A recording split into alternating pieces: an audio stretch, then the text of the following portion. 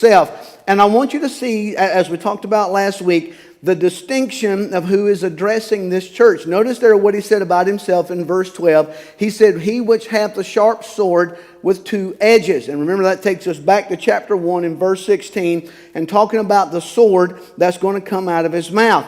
Only one person ever in the Word of God is credited or recorded or talked about for having this feature in his person.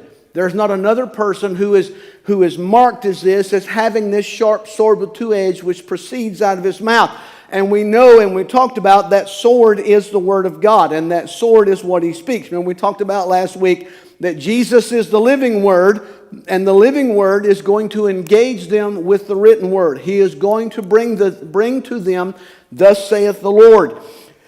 All right, so as he begins to go forward, I want you to know, we see the distinction of who's addressing the church.